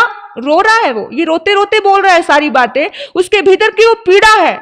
तू स्वयं ना आता, ठीक है, तुझे लग रहा होगा कि मुझे नहीं जाना, तू मत आता तू, पर किसी के हाथ समाचार तो भेज सकता था। तूने एक बार भी, तूने अंतिम समय में भी, तुझे देव शर्मा की याद आ गई। किसकी याद आई थी? जब महावीर को पता था कि मुझे अभी जाना है सिद्ध गति को, तब भी किसकी याद आई? तूने वहां भी गौतम को भेजा रे, नंदीवर्धन को कभी याद नहीं आई। फिर नंदीवर्धन जोर जोर से रोने लगे, फिर रोने लगे। कभी कभी इंसान ऐसा होता है ना, कभी दूसरे को दोष देता है और कभी कभी खुद को दोष देता है। ऐसे फिर वो खुद को, अरे अंतिम वेला में भी किसकी याद आई? मेरी याद नहीं आई। मैंने कौन सा पाप किया, मैंने कौन सा पाप किया, मैंने कौन सा पाप किया कि मुझे हर चीज से वंचित रखा तूने, हर चीज से वंचित रखा। बिलक बिलक कर रो रहा है। फिर बोला मेरी ही गलती थी। क्या बोला? मेरी ही गलती थी, भूल ही मेरी थी, क्या करूं? मैंने इंद्रभूति गौतम से नहीं सीखा। वो बड़ा था, इंद्रभूति गौतम बड़ा था, फिर भी तेरे चरणों में झुका था। झुका ना? इंद्रभूति गौतम बड़ा था, फिर भी तेरे चरणों में झुक गया। मैं क्यों नहीं झुक पाया? झुक नहीं पाया। नंदीवर्धन कभी झुक नहीं पाया अपने भाई के चरणों में, कभी नहीं झुक पाया। और जब भाई को भाई ही जाना ना, भाई को अगर कुछ अलग जान लेता, याद रखना, कोई भी प्रतिमा में, कोई भी मूर्त में मानो तो देव नहीं तो पत्थर। वो कहते ना, घर की मुर्गी दाल बराबर। ऐसी स्थितियां भी हो जाती हैं अपनी ईगो की वजह से। जब सुधर्मा तेरे चरणों में आकर झुके, सुधर्मा बहुत प्रकांड विद्वान पंडित थे, ब्राह्मण थे, वो इतने विद्वान पंडित ब्राह्मण तेरे चरणों में आकर के झुके, मैं क्यों नहीं झुक पाया? गलती तेरी नहीं है वर्धमान, भूल तो मेरे से ही हो गई है। रोने लगा। फिर मेरे से ही भूल हो गई, मैं क्या करूं? मेरा अपराध, मैं गुनाहगार हूं वर्धमान। मैं तेरे पास नहीं आ पाया वर्धमान, तेरी छोटी सी बात मेरे दिल में चुभ गई वर्धमान। उसी अपराध का एहसास काश मुझे कल हो जाता। मैं तुझे कैसे मिलूं अब तू खो गया। काश मैं सारे बंधनों को तोड़कर, काश मैं वो चुभी हुई बातों को छोड़कर मैं तेरे पास आ जाता, मैं तुझे गले लगा लेता, मैं तेरे चरणों में झुक जाता। चंडकौशिक तुम्हें सुन सका। चंडकौशिक एक नाग भी जब देखो, जो इंसान सुनेगा उसे ही तो सुनाएगा ना बंदा। महावीर को भी पता था ना कि जो सुनेगा उसी को सुनाएंगे, क्योंकि जो सुने नहीं उसको कितना सिर दीवार में मारो। जो चंडकौशिक भी तुझे सुन सका, पर मैं मेरे अहंकार में उलझा रहा। एक नाग ने भी 8वां देवलोक प्राप्त कर लिया तेरे रास्ते पर चलकर। किससे मेरे अपराध को मैं दंड किससे मांगू? अब तो तू भी नहीं है, मैं दंड किससे मांगू?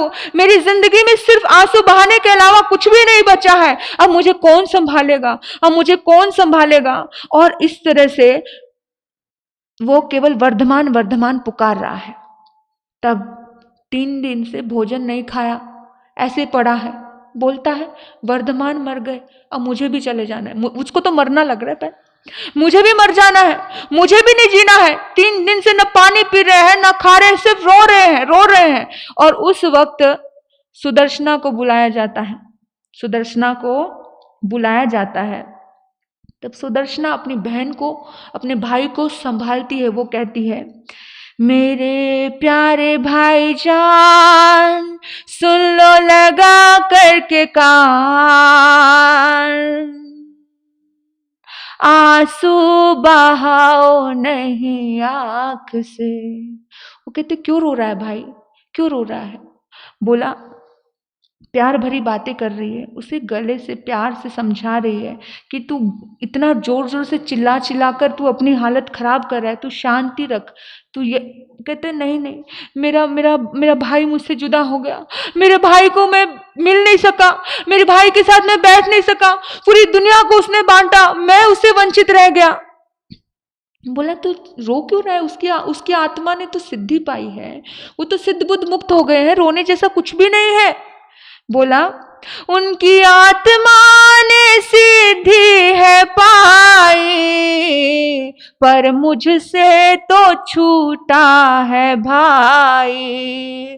कैसे घर में रहूं, कैसे धीरज धरूं, कैसे भुलाऊं वर्धमान को। सुदर्शना मैं कुछ भी नहीं जानता हूं, मैं बहुत परेशान हूं। उन्होंने मुक्ति पाई, लेकिन मेरे से तो मेरा भाई छूट गया, मेरा भाई मेरे से दूर हो गया, मैं क्या करूं? वो इतना दुखी, इतना दुखी। अरे भाई, सारी दुनिया से ही छूटा है, वो मेरे से भी छूटा है। तू खाना खा ले, खाना छोड़ने से क्या होगा, तेरा शरीर बीमार होगा। बोला नहीं खाऊंगा। तो अब सुदर्शना को भी थोड़ा सा वो परेशानी होगी, क्योंकि 2 घंटे से मना रही है, मान ही नहीं रहा, नहीं खाऊंगा, बच्चे के जैसे कर रहे हैं। देखो माँ बाप भी चले गए मुझे छोड़कर, अब भाई भी स्वर्ग सिधार गया, अब वो भी, उसको भी निर्वाण हो गया। तो बोला, सुदर्शना कहती है, केवल तुमको ही छोड़ गए क्या मेरे ना भाई थे वो। जितना तुमको है प्यार उतना मुझको भी प्यार, उतना मुझको भी रंज। होती आयुष प्रबल आंसू बहाओ नहीं आंख से। अरे तेरा थोड़ी भाई था, मेरा भी तो भाई था, मुझे भी तो प्यार था, लेकिन तू ऐसे कर रही है जैसे, मतलब बहुत समझाया उसने। तो कहते थे महाबली मेरे भाई, उनके लिए ना कोई कठिनाई, करते मुझ पे मेहर थोड़ी सी बढ़ाते उम्र, फिर जाते शिवनगर, कैसे भुलाऊं भगवान को। बोला ठीक है, पर मेरे ऊपर तो रहम नहीं की उन्होंने, मुझे तो उन्होंने ध्यान नहीं दिया, थोड़ी उम्र बढ़ा लेते फिर चले जाते। ऐसे मतलब एक जो थोड़ा भावुकता में, भावावेश में वो सब चीजें उनके बीच में चल रही थी कि उनके जाने से सब ही दुखी है, चांद तारों की चाल रुकी है, जैसे मरघट है सब और उनके जाने से है शोक, आंसू बहाओ नहीं आंख से। अभी पता है सुदर्शना रोने लगी, सुदर्शना भी अभी रोने लगी। वो कहती है कि मुझे पता है पूरी सृष्टि कैसी वीरान जैसी हो चुकी है, कैसे साधु समाज में कैसी हालत है, तुझे पता है सारे लोग कैसे दुखी है, सब परेशान, ऐसा नहीं कि केवल अकेला तू ही दुखी है। तो आज तो उसने कहा कि तू नहीं खाएगा, मैं भी नहीं खाऊंगी, जा मुझे भी नहीं खाना। और उस समय सुदर्शना ने कहा कि भाई तू ऐसा मत कर। वर्धमान फिर अलग तरीके से समझाया, कहते बच्चा अगर सही तरीके से थोड़ा व्यवस्थित रूप से नहीं समझे तो वो तो बच्चे जैसा हो गया है, अभी जिद कर रहा है, कभी कभी बड़े भी बच्चे हो जाते हैं। उसने कहा कि देखो तुझे लग रहा है कि वर्धमान हमसे जुदा हो गए, पर वो जुदा नहीं हुए, वो जुदा नहीं हुए हैं, वो हमारे ही पास है, वो पत्ते पत्ते में है, वो रोए रोए में, उनका वर्ण, उनका गंध, उनका रस, उनका स्पर्श, वो सब यहीं पर है, उनका पुण्य आज भी धरती पर है, वो कहीं नहीं गए। और जब नंदीवर्धन को ये समझा रहे थे, नंदीवर्धन आंखें बंद की हुई थी। बोला तुझे मेरी बात पे विश्वास नहीं होता, तुझे मेरी बात पे विश्वास नहीं होता तो देख तू आंख खोल करके कि वो तुझे तू कहता है संभाला नहीं, अरे वो तुझे संभालने के लिए आ गए हैं, तेरी बातों की पुकार उन्होंने सुन ली है। पता है तू एक बार आंख खोल कर देख, एक बार तू देख सही, प्रभु ने, वर्धमान ने तेरे लिए यही रास्ता चुना था, यही रास्ता चुना था। उन्हें पता था कि तू वर्धमान को उस रूप में, शरीर के रूप में, उसी रूप में तो स्वीकार नहीं कर पाएगा भगवान के रूप में, समझे, भाई को भाई रूप में देखेगा। उन्हें पता था, इसीलिए उन्होंने एक बात बोली थी। जिस वक्त उनकी दीक्षा हुई ना, तो उन्होंने कहा था कि तू सिद्धार्थ का बेटा है, तू सिद्ध स्वरूप को ही स्वीकार करेगा। ये वर्धमान को पता था। वर्धमान तो ज्ञानी थे ना, लेकिन अब जो अज्ञानी होगा उसे नहीं पता, वो तो शिकवे शिकायत करेगा, वो तो बोलेगा कि ऐसा, उसको लगेगा कि मेरे भाई ने, वो उसके पास गया, उनको पता था कि यहाँ पर बीज, ये धरती बीज वाली है, यहाँ पर बीज डालूंगा तो फल आ जाएगा। ऐसे ही साधु को भी पता होता है ना कि भी कौन बीज वाली धरती, किसके सामने अपने शब्द बोलने चाहिए, किसके सामने अपनी बात रखनी चाहिए। वो हर किसी के सामने अपनी बात नहीं रखते हैं, ये जो योग्य होता है उसी के सामने रखेंगे ना। वर्धमान महावीर को पता था कि ये सिद्धार्थ का बेटा है। किसका बेटा? सिद्धार्थ का बेटा है, तो ये मुझे सिद्ध रूप में स्वीकार करेगा। तो बोला तू सिद्धार्थ है और बस तू सिद्ध होना और सिद्ध रूप में ही स्वीकार करना। तो एकदम से सिद्धार्थ का बेटा है तू केवल सिद्ध वर्धमान को ही स्वीकार करेगा, उसे पता था। और इसीलिए कि वर्धमान तेरे पास नहीं आए, उन्हें मालूम था कि जब वो तेरे पास आकर के बोल करके मतलब नहीं था कुछ भी, उन्हें समझ आ रहा था। तू देख, तू एक बार आंख खोलकर देख, कण कण में वर्धमान है, वर्धमान के गीत चल रहे हैं। और जैसे ही नंदीवर्धन ने अपनी आंखें खोली और सचमुच वर्धमान का वो दिव्य स्वरूप उसे दिखा, वर्धमान का वो दिव्य स्वरूप उसे दिखा। और एकदम से वर्धमान दिखे और महावीर दिखे, और जैसे महावीर उसे आलिंगन कर रहे हैं, उसे गले लगा रहे हैं, और एकदम से उसे गले लगाने के लिए ऐसे बुलाया ना, भागा वो, दौड़ा वो, और दौड़ करके अपने मस्तिष्क उनके चरणों में रखे। और थोड़ी देर बाद उसे वर्धमान महावीर नजर नहीं आए। तो उस वक्त सुदर्शना ने कहा कि वर्धमान, तुझे दृष्टि गोचर तो हो रहे हैं, लेकिन ये वर्धमान तेरे दिल में है, ये वर्धमान बाहर नहीं दिखेंगे। तो बस ये चरण दिखते तो बाहर हैं, लेकिन इसको पकड़ना दिल में ही पड़ता है। तू अपने दिल में इनकी भक्ति कर, इनकी भक्ति से तुझे शक्ति मिलेगी। और याद रखना, उसी दिन उस वक्त वर्धमान का मन कब हुआ था? शांत हुआ कि वर्धमान मेरे से जुदा नहीं है, वो मेरे दिल में है। वर्धमान ने सिद्धि तो पाई है, लेकिन उस सिद्धि के साथ मुझे भी शक्ति दी है। वर्धमान हम सबके पास है, परमात्मा प्रभु कहीं गए नहीं है। आज भी उनकी विचारधाराएं हमारे पास है, आज भी वो महफिल में है, उनका पुण्य आज भी इस धरती पर है। आपको मैं बता दूं, ऐसे ऐसे जंगलों से, ऐसी ऐसी जगहों से हम विचरण करते हैं, मजाल है कि कहीं पर कोई भी ऊंच नीच हो जाए। मैंने तो वो फील किया है, आपको मैं बताऊं, मैंने तो वो एहसास किया है कि कभी भी बनते हुए काम, बिगड़ते हुए काम इस कदर बनते हैं कि हमें खुद लगता है कि सचमुच कोई दिव्य शक्ति, कोई प्रभु महावीर की शक्ति हमारे साथ चल रही है। तो परमात्मा हमसे जुदा नहीं हुए। वर्धमान ने इतना हमें शक्ति दी है, और नंदीवर्धन को भी शक्ति दी है। उस वक्त पहली बार एक बहन ने भाई को तिलक किया था। एक बहन ने भाई को तिलक किया था, मनाया था, प्रेम दिया था, प्रेम लुटाया था। और भाई को भोजन के लिए क्या किया था? अनुग्रह करके प्रेम से भोजन खिलाया था। और भाई के मन को शांत करना, भाई को प्रेम लुटाना, इस सब से क्या बना? भाई दूज, भाई को मनाना। ये आज से जैन दर्शन का इतिहास ये है।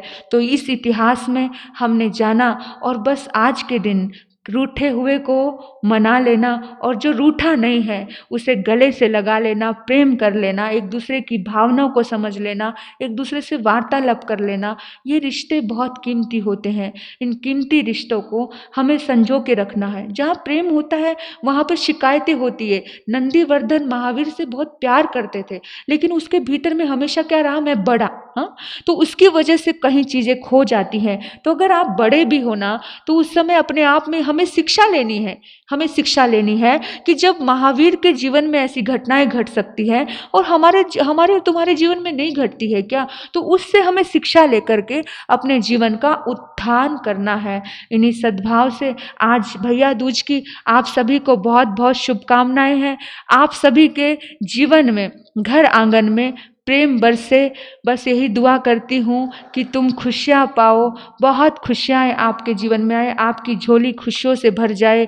तमन्ना है हमारी आप छू लो आसमान को, लेकिन धर्म द्वार तक आने का रास्ता रखना। और एक बात का तो मुझे और ज़्यादा प्रसन्नता होती है ललवानी भाई, कि ये जो हमारे अशोक जी हैं, वैसे तो वो आते नहीं हैं, लेकिन जिस दिन बहन का दिन होता है, उस दिन वो भूलते नहीं हैं। और उनको मैं बुलाती नहीं हूँ, आप सोचोगे कि मैं इनको समाचार देकर के बुला रही हूं। भाई ऐसा होता है कि वहां पर समाचार दिए भी नहीं जाते हैं और कभी कभी दिए भी जाते हैं। तो यहाँ पर इनका आना हमें, आप सभी भाइयों का आना हमें बहुत खुशी देता है। आपको बहुत बहुत धन्यवाद है। और सचमुच आप सभी भाइयों के लिए मैंने भी यहाँ पर तिलक लाया है। अब सभी को तिलक का केसर का छींटा देंगे हम। हमारे संतोष जी लुंकर तो बेंगलोर से आए हैं, देखो आप, इतनी दूर से आकर के भी हमारी धर्म सभा का इन्होंने ज्ञान दर्शन चारित्र्य तब प्रार्थना, सुंदर सा प्रवचन, सुंदर सा उद्बोधन, मौन साधना, तप साधना आदि के माध्यम से हमारे आकुर्डी निगड़ी प्राधिकरण श्री संघ को श्रृंगारित करने पधारी हुई हमारी सुभद्रा बहना, ऐसे कहूँ तो गलत नहीं होगा ना हमारा सब, सुभद्रा बहना, सुभद्रा सुदर्शना, दर्शना, सुदर्शना, सुदर्शना, आप दोनों सतियों के चरणों में श्री संघ की ओर से त्रिवार वंदना। आज हमारी इस धर्म सभा में संतोष भाई लुंकर जो यहीं के रहने वाले हैं लेकिन बेंगलोर में विराजते हैं, व्यवसाय के कारण संघ के प्रति उनका बहुत आदर भाव रहता है। हमेशा कोई भी चीज़ उनके कान पर डाली जाती है संघ के लाभ के लिए तो वो तुरंत उसको कहीं पर भी नकारते नहीं है। जैसी स्वीकृति संघ देता है उसको मान लेते हैं। उनका मैं श्री संघ की ओर से हार्दिक स्वागत करता हूं। हमारे परम मित्र, हमारे जैन कॉन्फ्रेंस के पूर्व उपाध्यक्ष श्रीमान प्राध्यापक अशोक जी पगारिया भी यहाँ पे पधारे हैं। जैसे महाराज साहब ने फरमाया, जब बहन का कोई कार्यक्रम होता है उस वक्त बिगर बुलाए वो यहाँ पे आ जाते हैं। मैं हमारे संघ की ओर से प्राध्यापक अशोक जी पगारिया का भी स्वागत करता हूँ, सम्मान करता हूँ।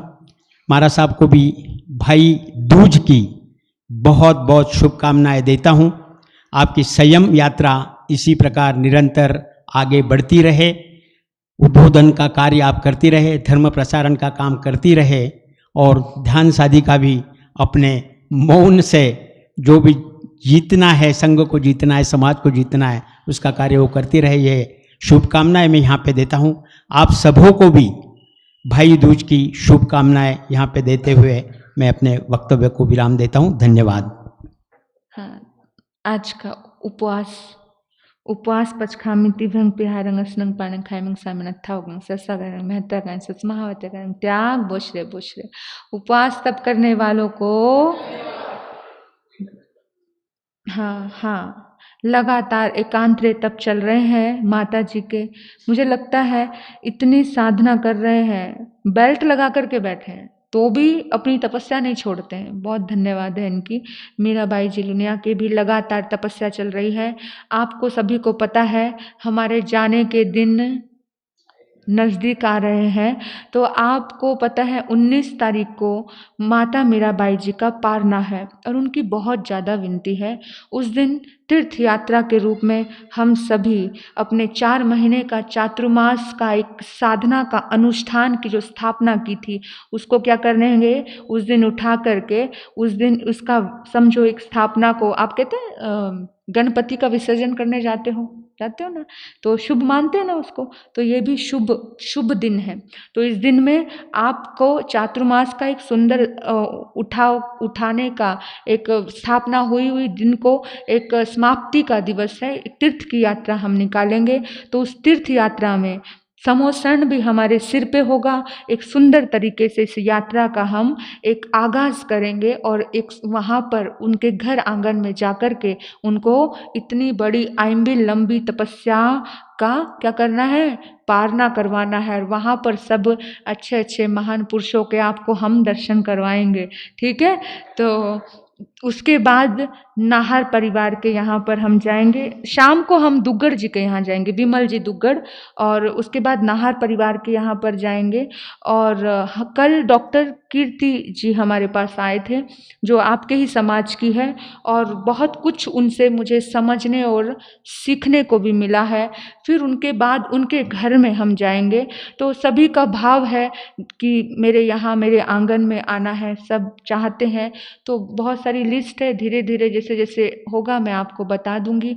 कहाँ कहाँ एक पूरा कार्यक्रम बना लेते हैं कि कब कहाँ किसके यहाँ जाना है, तो फिर सबको समाचार मिल जाएगा। सुजाता जी मनोगत यहाँ पे व्यक्त करना चाहती है।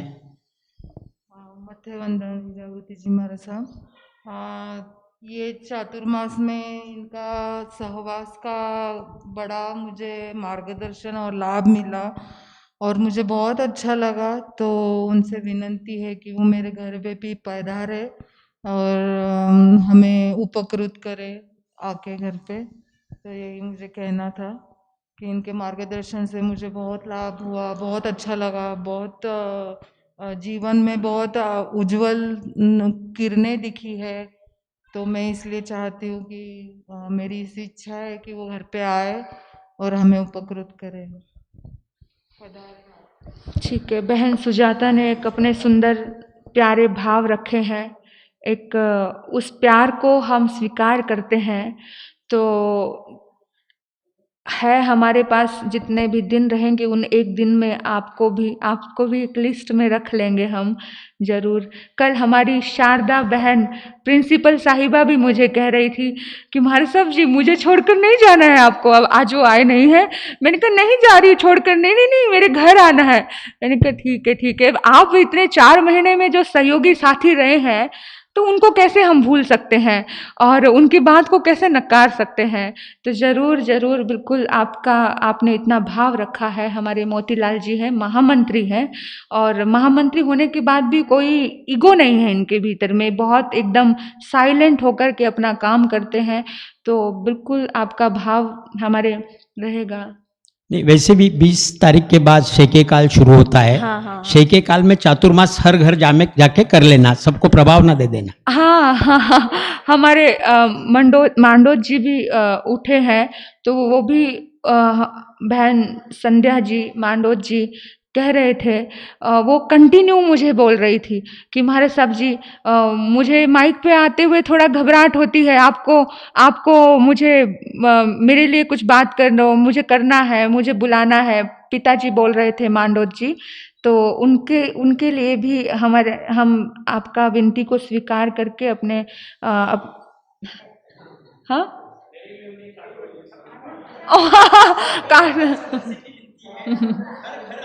नहीं देखो मेरी बात सुनो, ऐसा तो देखो ऐसे रुकने के लिए तो मैं नहीं जा सकती हूँ हर घर में। मुझे यहाँ से निकलने नहीं दोगे आप?